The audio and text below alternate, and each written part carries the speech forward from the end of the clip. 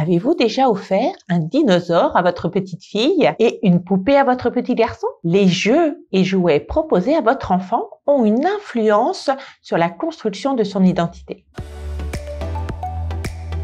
Les jouets sont encore présentés séparément, d'un côté pour les filles, de l'autre côté pour les garçons. Pourtant, cette distinction alimente les stéréotypes de genre. En effet, dès le plus jeune âge, l'enfant acquiert les codes sociaux et culturels à travers ses jeux et ses relations sociales. Alors, comment éviter d'enfermer l'enfant dans des idées reçues? L'enfant n'a pas de stéréotype ancré en lui à la naissance, puisqu'il découvre les objets. En tant qu'adultes, parents et professionnels de la petite enfance, nous avons donc une grande responsabilité à proposer des jeux identiques pour tous. Car oui, un garçon, ça joue à la poupée. Une petite fille, ça joue aussi avec des petites voitures. Lutter contre les stéréotypes passe aussi par la formulation des phrases. Il est préférable de dire « faire comme les grands » plutôt que de dire « faire comme maman ou papa ».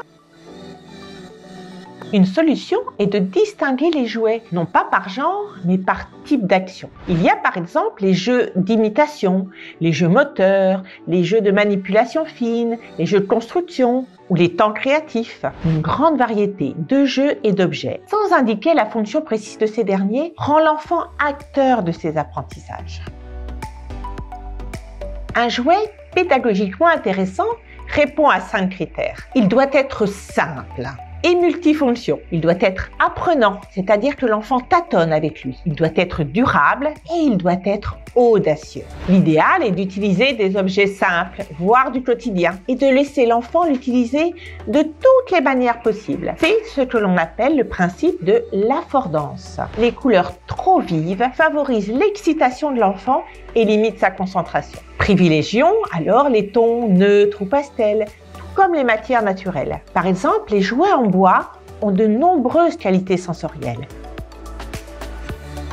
Les déguisements sont des jeux incontournables. Pour l'enfant, un déguisement intéressant, c'est celui qui s'enfile seul, où il peut explorer tous les personnages ou les situations, quel que soit le genre. Le ballon est un jouet qui s'utilise de multiples façons et à tous les âges. Il favorise le partage et les interactions sociales. Les briques de bois sont des objets formidables car ils travaillent à la fois la coordination et l'imagination de l'enfant.